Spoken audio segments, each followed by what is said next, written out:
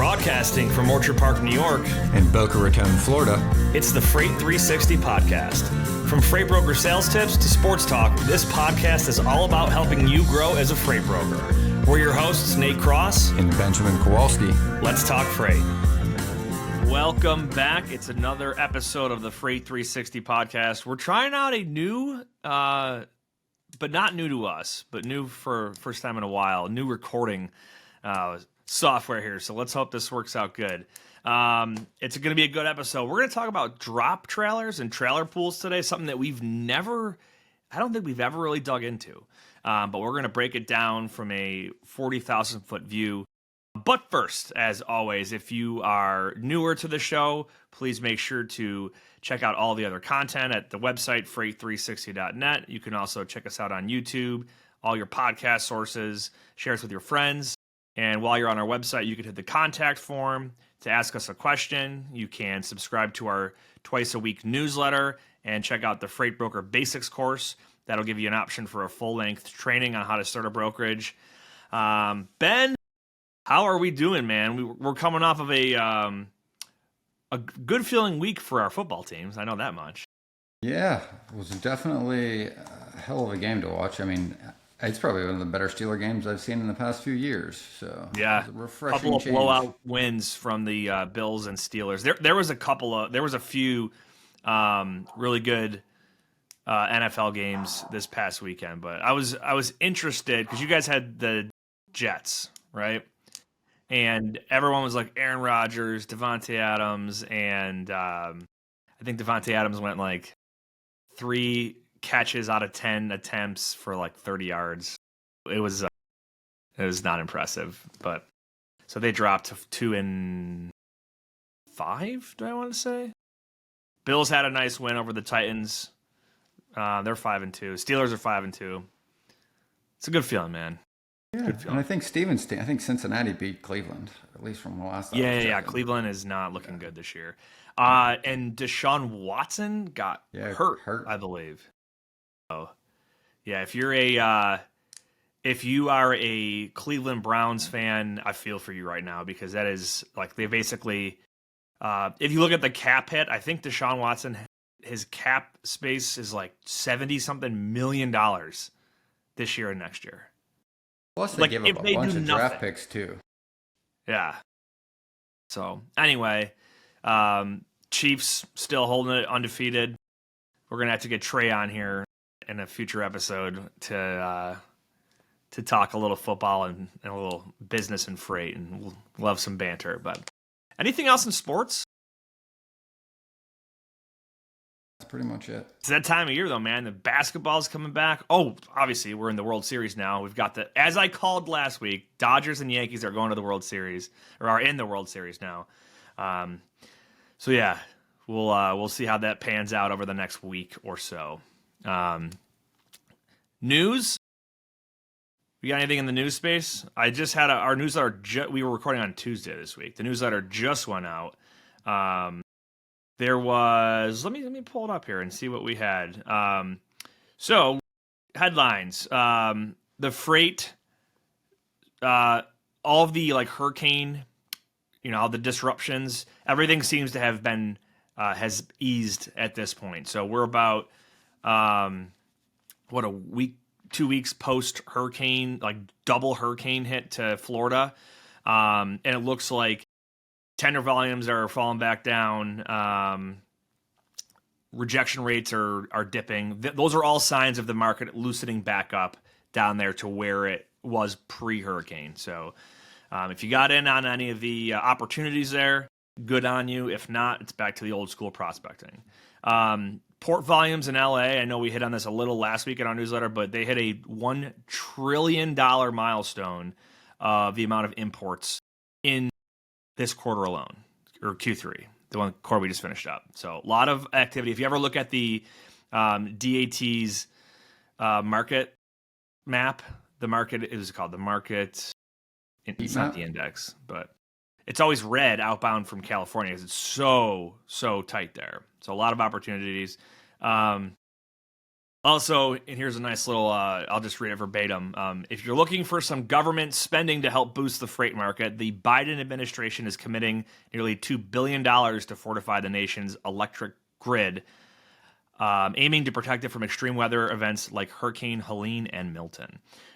So, government spending is not always the way for the freight market to be corrected, but what do they call it? The geopolitical climate often has an effect on the economy and spending, which obviously trickles down to us. So $2 billion, it's a drop in the bucket in the grand scheme, but there's obviously going to be opportunities if you're in that space. And what else did we have? Chassis regulations. A new study suggests that tighter enforcement, rather than new policies, is the key to improving safety in the intermodal chassis market. So check that article out as well.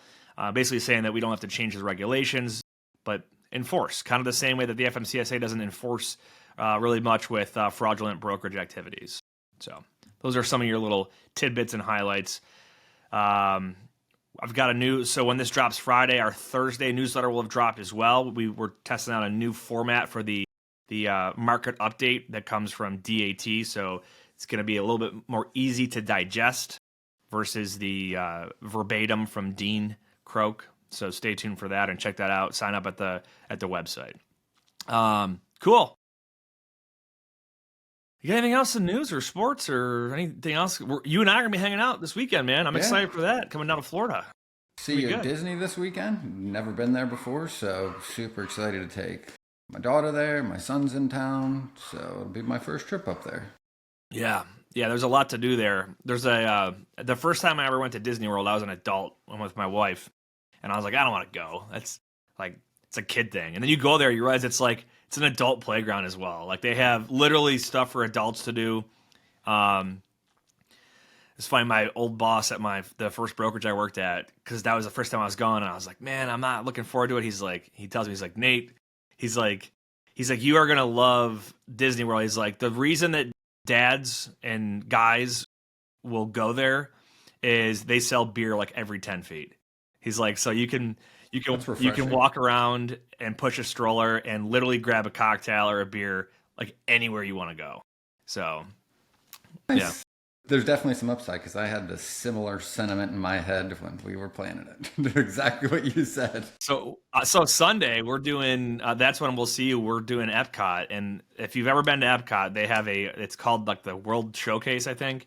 And there's a giant lake, and around the lake are all these different themed pavilions. They're themed after countries. They're like pavilions and expos, but they have food and drinks and shopping and music and stuff that's themed for each country. And I think there's like 10 or 13 or something. But people call it drinking around the world. So the goal is you have to have a drink at every country around the world. So we made T-shirts that said, because it's also the Bills play that afternoon.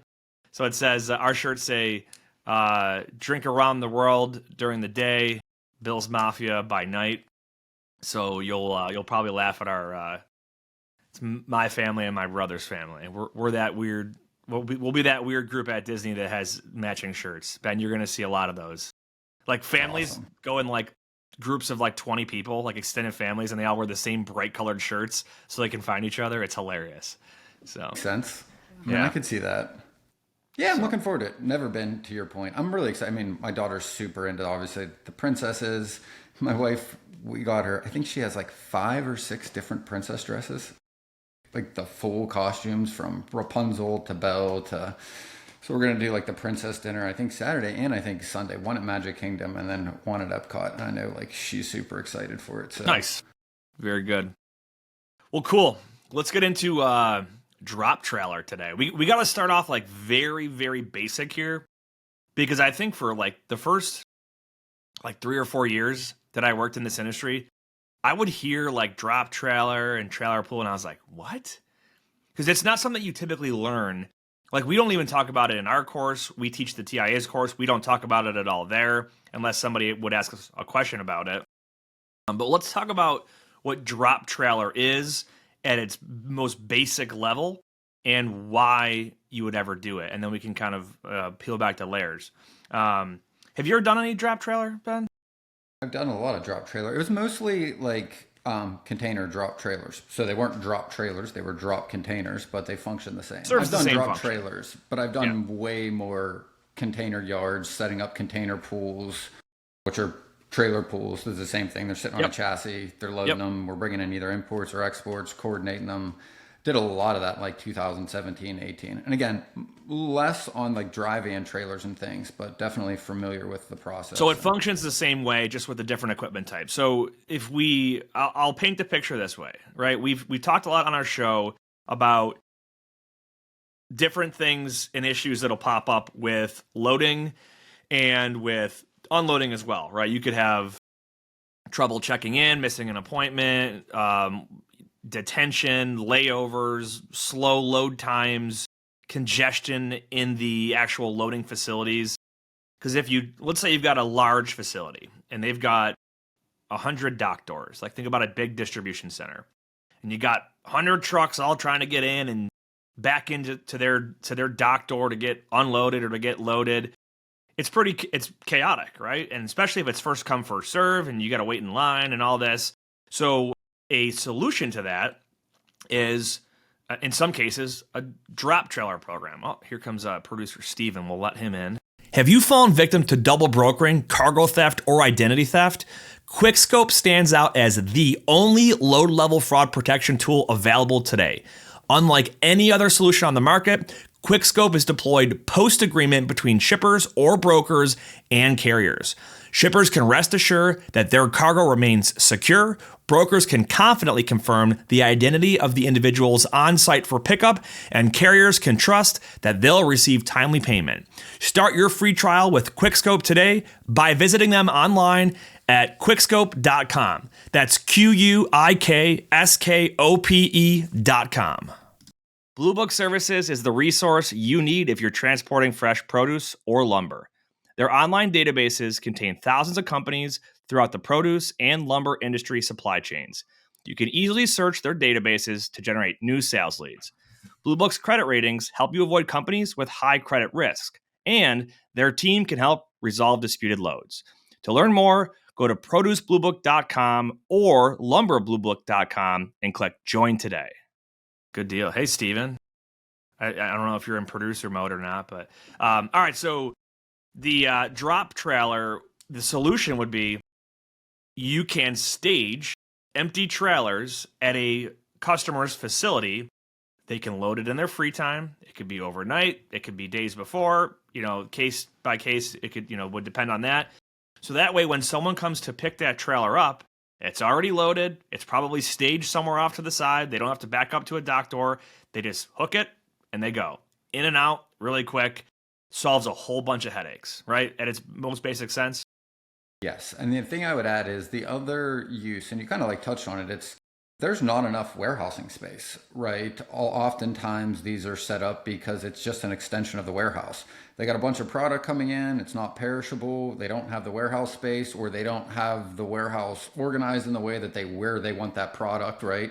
So as that space opens up, they will bring in more of the loaded trailers from the parking lot, get them into the slots they need, and vice versa, get product out in the same way. Makes the facility more efficient, gives them extended warehousing space, reduces turn time for the drivers. They're able to drop and hook, drop the empty, hook the loaded, take that one out. And it makes it more convenient for the facility because, to your point, they don't need to wait for a specific truck to get there to load that specific order. They grab the next empty trailer, jot the number down, make sure they know which product is in which trailer. So when the drivers show up, they know which trailer to go pick up and go run to the customer. Precisely. Yep. So we actually, when I worked for an asset-based company, it's different, obviously, because it's your own trailers, but we would preload a lot of our trailers that were going to get line hauled, and we would stage them out in the yard, and the yard being like the giant paved area around the terminal.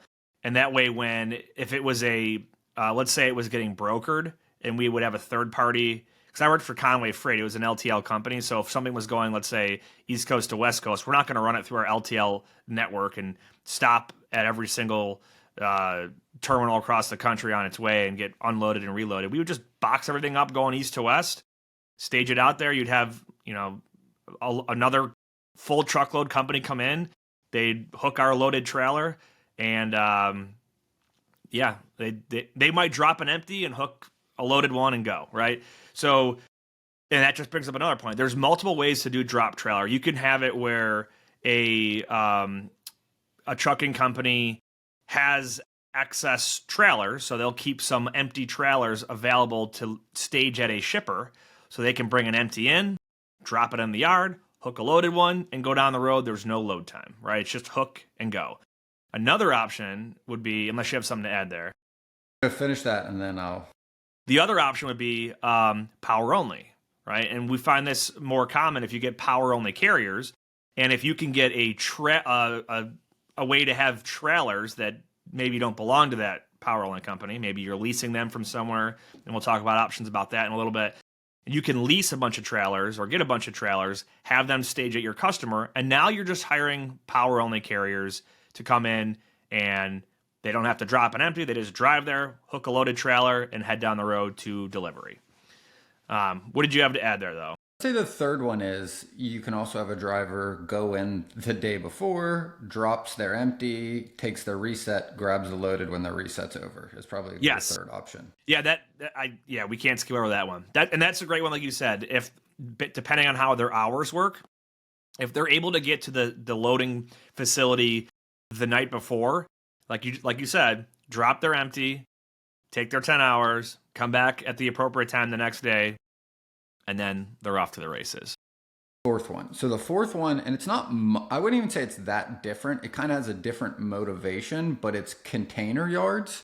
Actually, they're called container pools, right? So oftentimes when a company is bringing in a lot of imports, for example, like I did this with a company in Ohio, and they were MREs for the military. So these were military containers coming in from overseas, and a lot of them would come in at one given time, right? Like 50, 70, 100 containers coming in within a given month, right?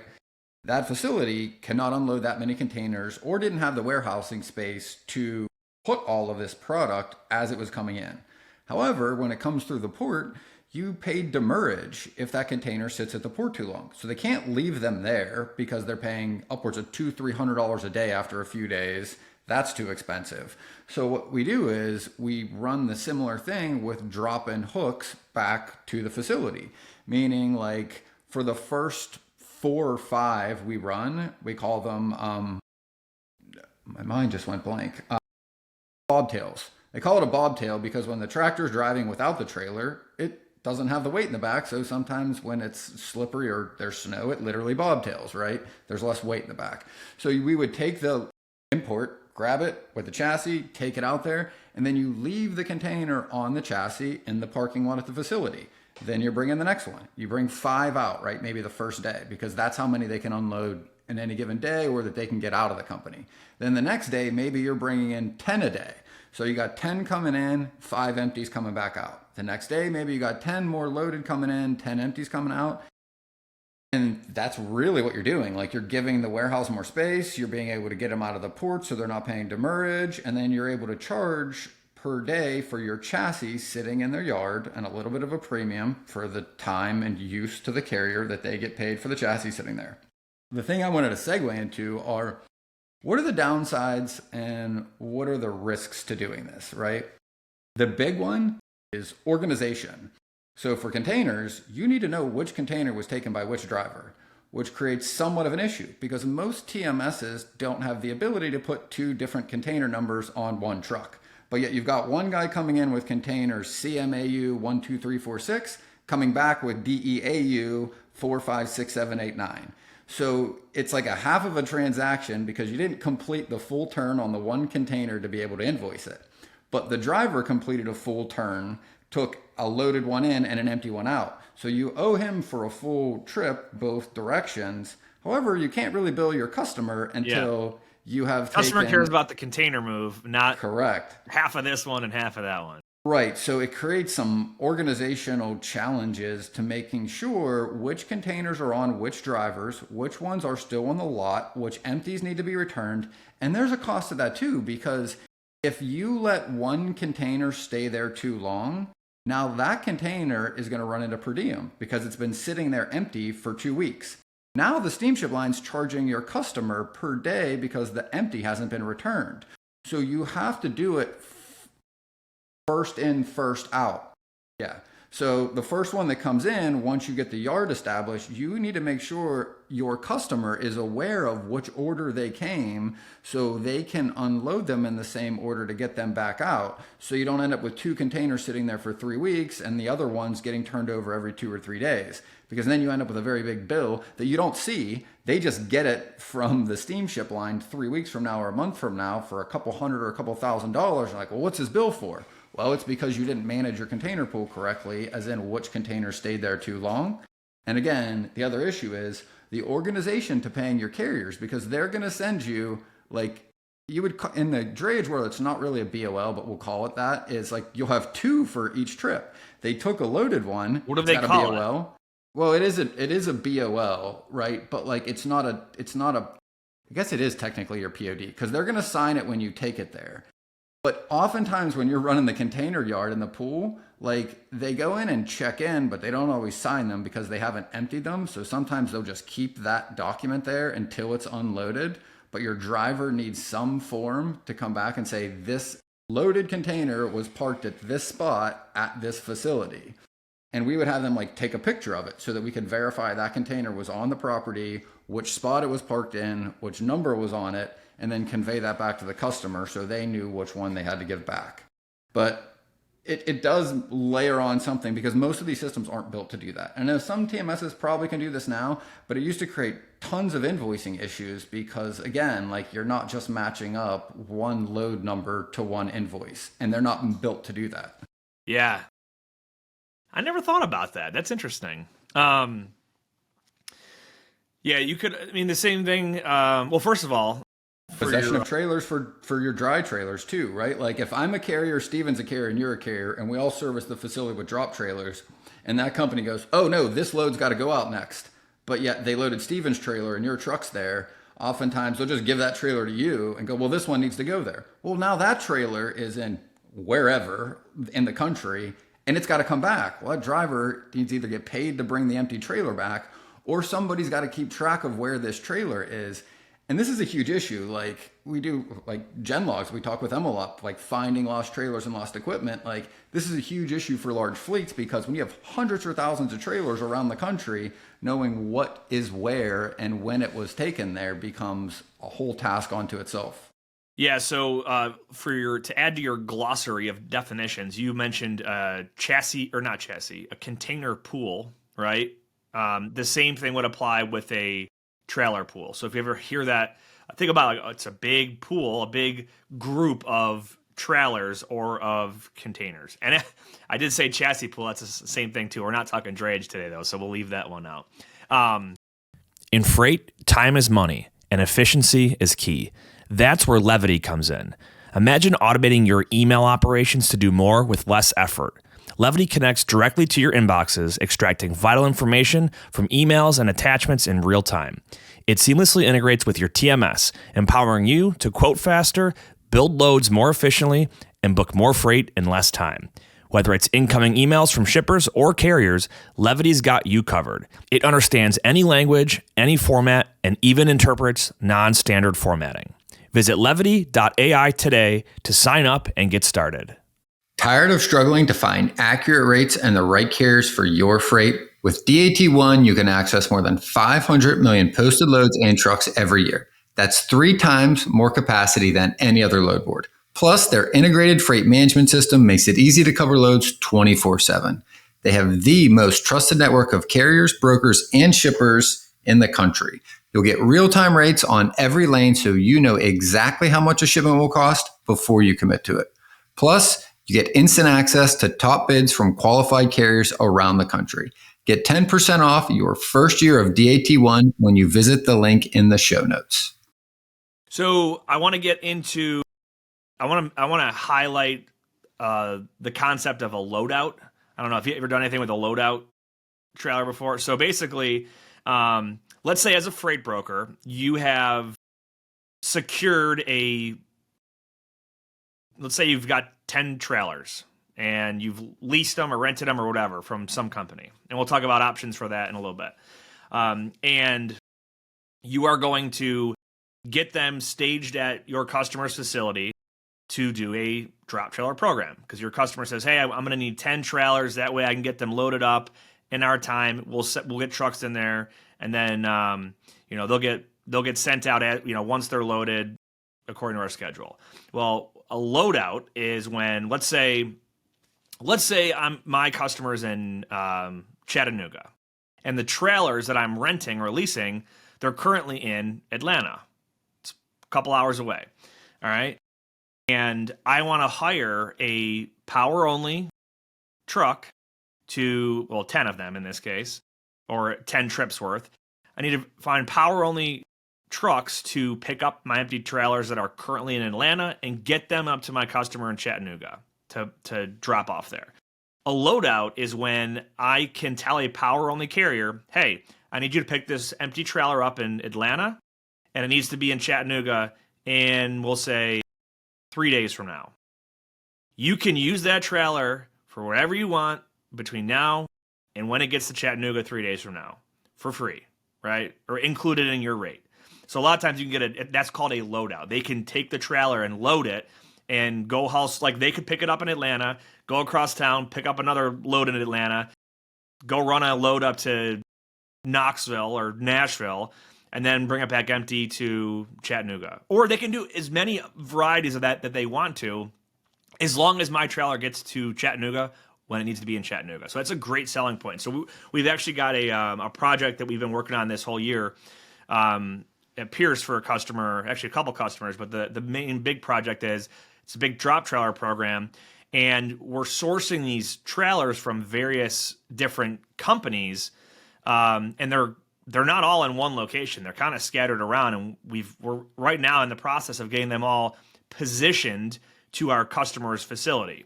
So we've got to hire power-only carriers to snag the empty trailer, bring it to the customer's facility. They have plenty of lead time, and we're doing it as a loadout. They can use it for a couple days as long as it gets to where it has to get to on time. The carrier can do whatever they want with it. So in some of these cases, we're not paying them anything. They'll haul it for free because now they're able to use that equipment and go get paid by someone else to move freight. And sometimes you pay them a little bit of money, maybe $100 or $200, but you're not paying them the full line haul rate that you normally would if it's their trailer and a full load, because there's a value add there. So it's obviously more of a complex situation there, but you'll see loadouts a lot with, years ago we used to do, our customers was a trailer manufacturer. So every time that a fleet would order a bunch of new trailers, like Wabash, for example, is a manufacturer. Let's say, trucking company buys 10 new trailers and Wabash is our customer. Well, we've got 10 brand new trailers, and we were allowed, I think it was like 10 days worth from pickup until it had to get to the trucking company. They could do whatever they wanted with it. So it was amazing because you can sell these loads for really low cost to a power-only truck, and now they've got free equipment to use and make extra money, right? So that's the whole concept of loadout. Now, keep in mind here, if it's a loadout, if it's a leased or rented trailer, if it's anything outside of that trucking company's own equipment, it's not insured by their standard insurance, right? So I want to hit on that. Think about it. I was like, we need to segue into some trailer interchange insurance and explain 100%. How this works. So if we go back to, Ben, your first example, truck, drops, they get there at night, drop their trailer, take their reset, pick it up in the morning. It's their trailer. Their insurance covers it, right? But if it's a trailer manufacturer doing a loadout, if it's a leased or rented trailer that you're using from somebody else, that equipment is not covered by the carrier's insurance because it's not one of their trailers. This is where trailer interchange comes into play. So trailer interchange is a separate policy that a motor carrier would need to have, and most of the power-only carriers are going to have this by default because if they don't own any equipment, naturally they're going to have insurance for someone else's equipment. So trailer interchange will allow them to have insurance to cover someone else's equipment. So we'll see this in the case of leased trailers, of loadout trailers for new manufactured equipment. You'll also see it if a a truck breaks down and another power only carrier comes in to haul that first carrier's equipment to delivery or to wherever, right? Trailer interchange will then cover it. You need to have an agreement in place that states, so you have a trailer interchange agreement, which states all the contractual language, and then the actual insurance. Sometimes it's only like $10,000 or it could be more. It's not like your standard cargo insurance of $100,000. It's just covering damage to that trailer. So if they were to get into an accident or if they were to back into a loading dock or something like that, it's going to cover any of the physical damage to the trailer itself. Anything else on interchange? To add this, that is the exact same reason why when you move containers, you need to have a carrier that is a member of the UIIA. I really should know this, Uniform Intermodal Interchange Agreement. Yeah. And what that is basically an organization that just has all the different trailer interchange agreements with all the companies that own the containers and the chassis. So that when all rolled up into one big agreement. Yeah. One big agreement. And again, if you really get into the system, each carrier actually has to sign each of the agreement for every one of the SSLs that own the containers or lease them out to another company and all the chassis, so that when they go into a port, if they got to grab a different container, they know, to your point, it's not their equipment. The container is not owned by them. Neither is the chassis in a lot of cases. Those are where all those agreements sit so that everybody in the industry can pick and choose carriers and use them, knowing that all of those agreements are in place. Yep, for sure. Steve had a good example too, if you want to read it, on what he does with one of his customers. He said, he has a drop trailer customer that allows us to use their trailer. They occasionally have one-off loads that go to a unique destination, but the trailer has to come back. So they will pay round trip and allow the driver to load whatever they want coming back to the origin, provided it isn't a certain excluded commodity. And then they typically give them 5 days from where they were unloaded to get back to their origin. Yeah, so let me give you an example of that as a broker. I'm assuming he's talking about his trucking company in that scenario. But regardless, as a brokerage, so here's a situation that we're putting together with Pierce. So we've got a bunch of leased trailers for a customer. Now, I'm just going to make up the locations for the sake of this scenario here. So I already mentioned, how do we get our trailers to my customer, right? So now the trailer goes and delivers somewhere, but then what happens, right? So I'll stick with the Nashville and Atlanta situation, or it was Chattanooga, Atlanta. It's kind of a short one. Let's go Nashville, Atlanta. It's more of like a 4-hour drive. All right. So let's say we're shipping from Nashville down to Atlanta, and I've got all my trailers staged in Nashville. My customer gets them loaded up. I get power-only carriers to then drop them in Atlanta, and now what happens? Now that trailer is empty, but I need to get it back to Nashville or whatever city your situation might be.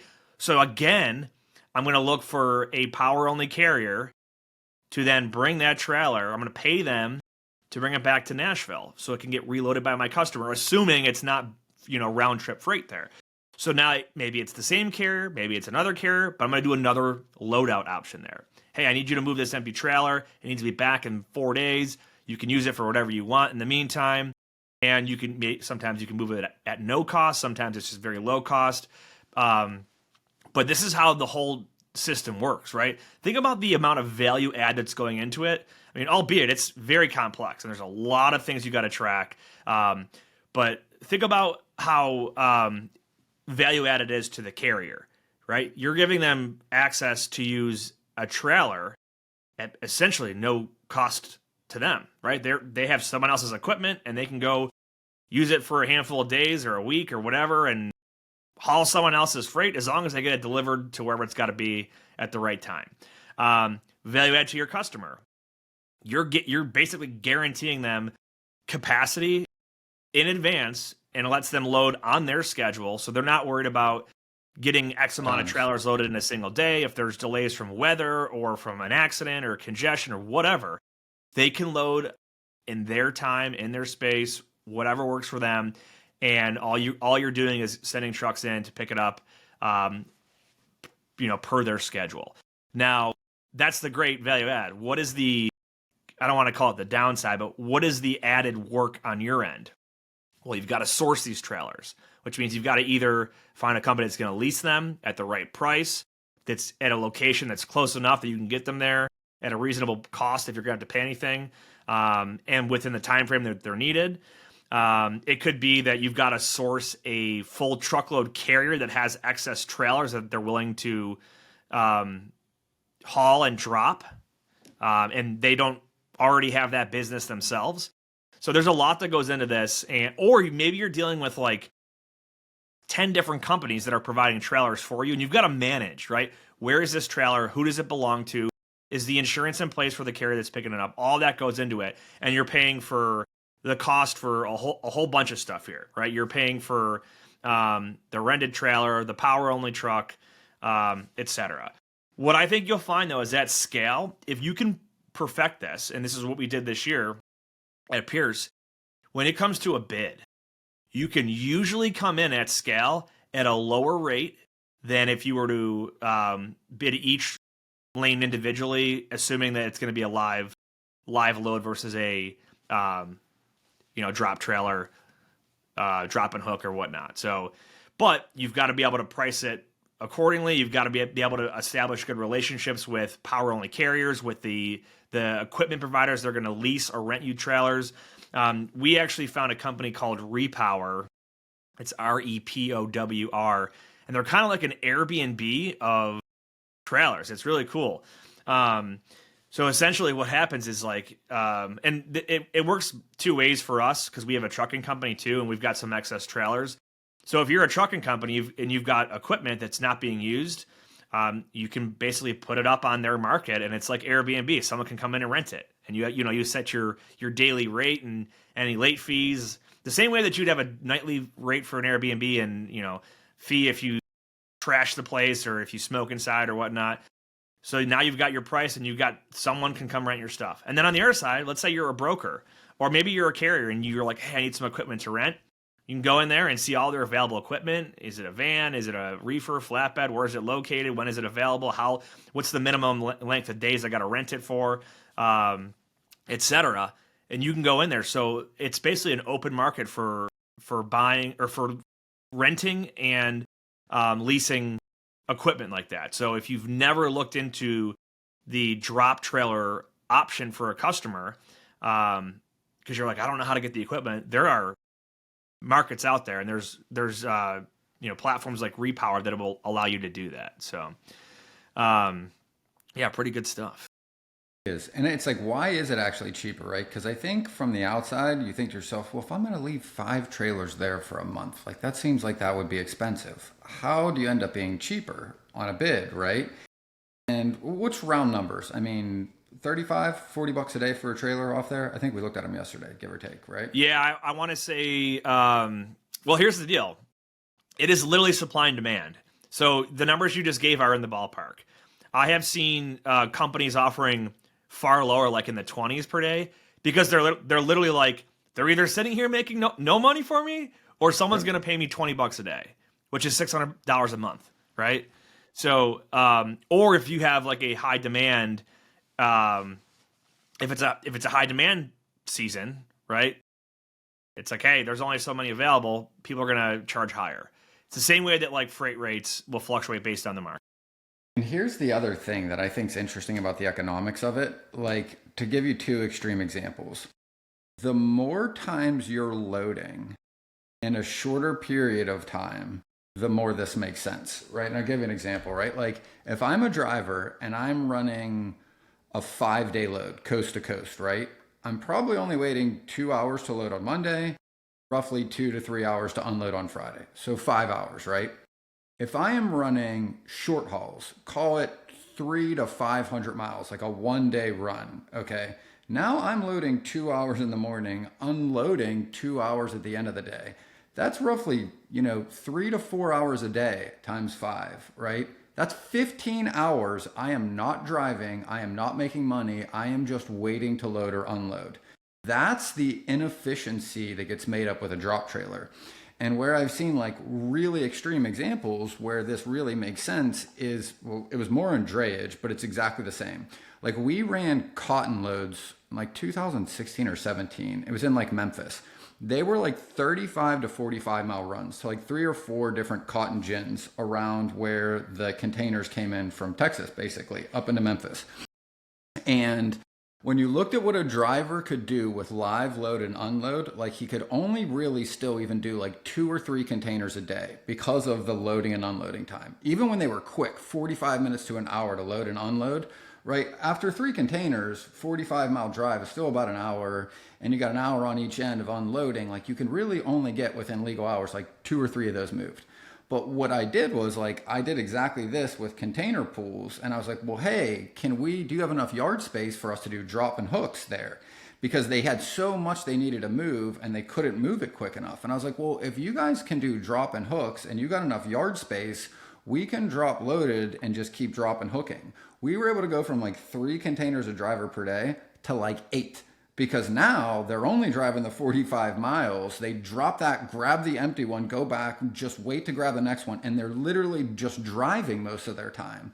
So even though you're paying to have a trailer sit somewhere, when you get that much more efficiency out of your driver because they're just spending so much less time per day or week or month waiting to load or unload, all of a sudden that, even if it's $40 a day for the trailer or $50 a day for that trailer, it makes a lot of financial sense to leave them on the property because the drivers are also making more money. Because the only time they're not making money is when they're deadheading or waiting to load and waiting to unload. So the more you minimize that, the more of a benefit is to a driver. They get to make more money, move more freight. The more of a benefit is to the shipper because they're more efficient on their loading schedule. They get more product in. They have less wait time waiting for the right driver to pull to the right dock at the right appointment time. All those 10, 15 minutes add up throughout a day of a giant facility's loading schedule. And when you eliminate all of that and you just have a yard jockey is what they'll call them, right? Like, in fact, now there's like literally a machine. It's like a dolly that will pull around a trailer. They don't even need a tractor to pull these around in some of these yards. It literally is just a guy walking around with a big dolly that connects it to the trailer, and then it's on a little motor, and he pulls it right over to the dock and then goes and gets the next one. So you're talking like incredible efficiency improvement when you're able to do these things for facilities, especially ones that really benefit from volume. Yeah, so I want to very clearly explain what you said and the carrier side too. So here's why it can be cheaper overall, right? You just outlined the efficiency on the customer side, right? They are not they're able to get more product moved with less work because they're not having to worry about all of the loading and unloading live. They can do it at their pace. So they have improved flexibility or improved efficiency. The carrier side, they are not paying for the cost of maintenance and insurance, etc., on their own equipment all the time, right? They have the trailer interchange, but they can, if you get a power only carrier, is what I'm referring to, someone else's trailer that someone else is paying to have maintained to make sure the brakes are good on it and the lights are all good on it and the tires are all good on it. Someone else is paying for that, right? And in a lot of cases, they get to use that trailer for free for a handful of days. And back to your point, they don't have excess time sitting there. Like a lot of drivers will ask about, hey, what's your detention policy? The first 2 hours are assumed in the rate, and then they pick up X amount per hour after 2 hours. Sometimes it's 4 hours.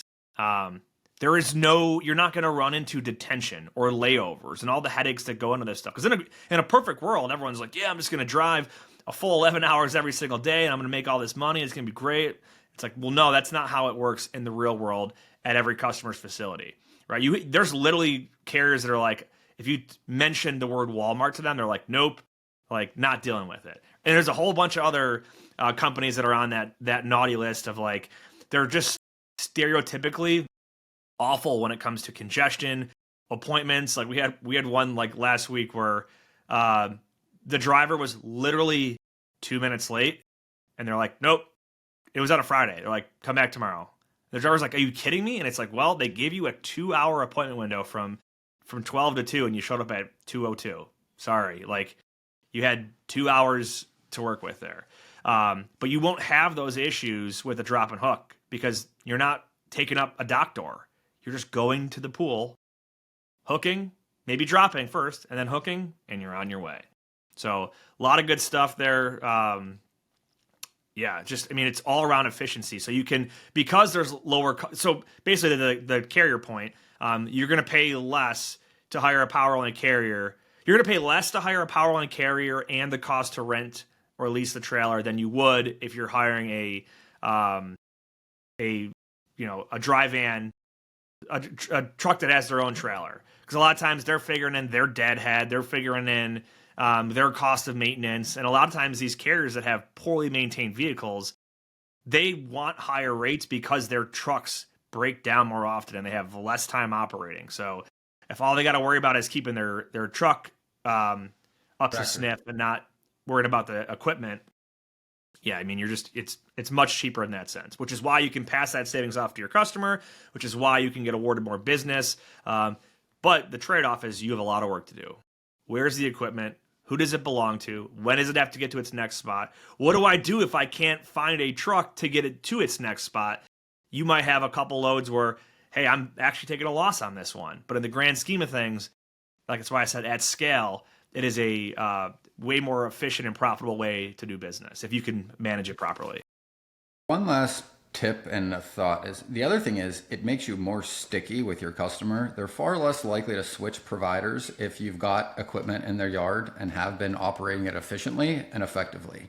Like even if someone comes along and goes, well, I can do that as well and I can do it a little cheaper, it would have to be quite a bit cheaper for them to be able to switch that out because things are working and these things take time to set up. There's a lot more legwork to your point.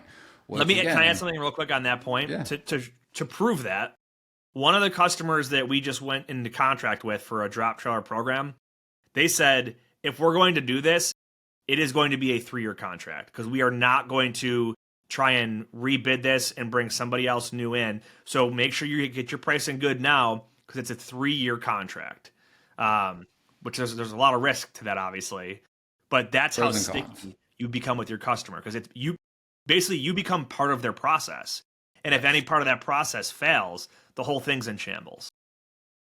Yeah, there is something I'd be curious to, and I never really looked into this, but I mean, I got to imagine that contract required workman's comp of all of your carriers as well.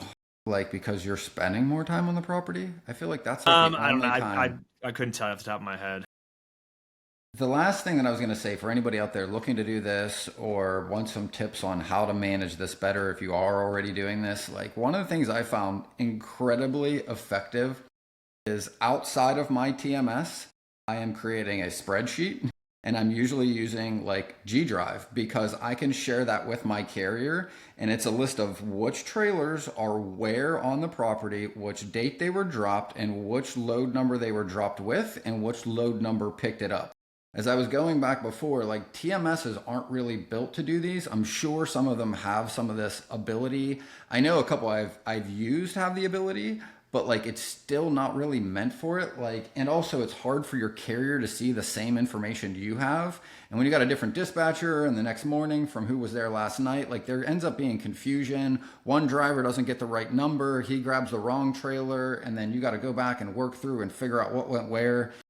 It's far better, like that ounce of prevention is better than a pound of cure. Like put everything in a shared spreadsheet with the dates, the trailer number, the load number that was taken there, the load number you're expecting to attach it to picking that trailer back up, when and how long they're expected to be there, and share that with your carrier so your carriers can see it literally in real time with you.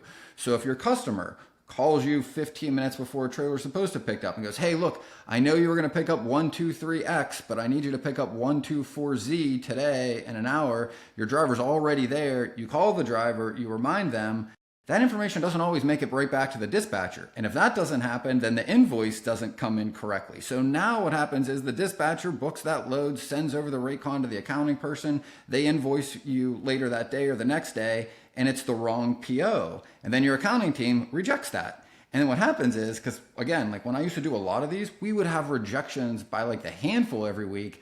And to work back in time to what happened 4, 5, or a week ago is next to impossible. You're literally looking at every piece of paperwork, trying to remember which driver was supposed to pick up what and what changed. Like you really want to have this, I think, in a spreadsheet shared with your carrier in real time so that every morning and every afternoon you can review it with them to make sure everything still was done per what those notes are, because organization is like the most important part of this. It's not the negotiation. It's not the rates. It's usually not even getting the drivers. Once it's moving, it's moving. Now it's just making sure everything is where it was supposed to be when it was supposed to be. Yeah, totally. You think about it, to put a bow on it, here's the complexity. You've got on the customer side, the invoice specific to the load that was moved, the carrier, the payment associated with whatever they hauled, whether it was round trip, which could be two different shipments, or if it was one way. If you're renting a trailer or leasing a trailer, you've got that cost right there that you've got to manage. If you go to the drayage world, you've got, separate from the container, you've got a chassis as well that's associated with that. So you've got all these moving parts that you got to figure out. All right, I got to pay this person for this person for that, invoice these guys for the project itself. So it's definitely a use a spreadsheet, and ultimately the goal would be use some kind of software that will manage it for you in a better way than a spreadsheet. But if you don't have a software that can do that, TMS that can do that, at a minimum, track it in a spreadsheet. Like I know Steven put in the notes, McLeod does it, and it's a pain in the butt unless the dispatchers use it correctly. I will say one of the things about McLeod that I will give them credit for is it does just about anything you want if you learn how to do it the right way. They break out the customer-facing side of the shipment from the carrier-facing side, so you can split things up. You can have multiple carriers associated with the same load, you can have multiple customer shipments associated with the same truck. There's all kinds of ways if you know how to do it properly. And some TMSs can do that, some can't. Obviously, in the case of what you mentioned before with, I think, multiple container numbers, a lot of TMSs are not drayage friendly in that aspect. So, but yeah. Cool. Any other thoughts on drop trailer, man? I didn't think we'd go almost an hour on this topic, but we did. I think we pretty much covered it. And let us know if you guys do drop trailer in any other way that we didn't discuss today. Send us a message or leave a comment on this, or just let us know in the YouTube comments or whatnot. We'd be curious to see, because obviously we only know what we know and what we've been exposed to and experienced. So there's probably other way. Oh, there is one way that I didn't think about that I wanted to hit on. And this is a guy I used to work with did this. And I'll just tell this story real quick. Think about trailers as a storage option for your customers. So during COVID, there was a company that was importing hand sanitizer into California, and there was some issue with a bunch of the hand sanitizers that came in that it was mislabeled or something. And they're like, there's no warehousing facility available like anywhere right now. It's all being used by the big dogs and the Amazons and everything. We need storage. Can you get us warehousing? And the guy's like, I can't get you a warehouse, but I can get you a mobile warehouse with a pool of a bunch of trailers. So he was able to get a equipment provider to pay them to get access to all their trailers for like a very long, I think it was like 12 months, maybe 18 months. And he paid a monthly set rate for it. And he charged his customer, hey, I'm going to get these all positioned here. I'm going to charge you a monthly rate for these trailers as well. And he makes a margin there. And if you need them moved, I'll get them moved for you too.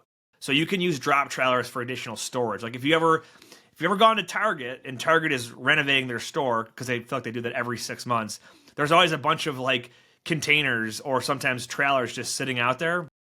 You'll see it with job sites too. Like literally the new Bill stadium that's going up, there's a pool of flatbeds sitting there.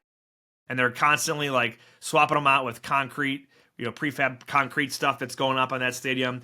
But it's essentially storage, right? A place with wheels to put stuff that I may or may not need now or tomorrow or next week or whatnot. So that is another option for drop trailers, for flexible storage space for your customers. So, but yeah. Anyway, yeah, good discussion, good stuff. I see the Pittsburgh Steelers are prime timing it again Monday night. Monday hosting night. the Giants. I think you guys are going to be sitting pretty at 6-2 after that game. Time will tell. 6.5 point spread. Bills are at Seattle on the road Sunday. 3-point favorites on the road. It's not going to be an easy game. Cincinnati hosting Philly. 2.5 point favorites for our producer Steven. Well, good stuff, man. Any final thoughts? Whether you believe you can or believe you can't, you're right. And until next time, go Bills. That wraps up this episode of Freight 360. Check out the show notes for links to anything that we've referenced on this episode. And make sure to visit us online at freight360.net to see our entire library of episodes, videos, blogs, and more. And make sure to check us out on Facebook and subscribe to our YouTube channel for daily and weekly tips and content. If you'd like your question answered on the show, fill out the Contact Us form on our site, and we'll see you next week.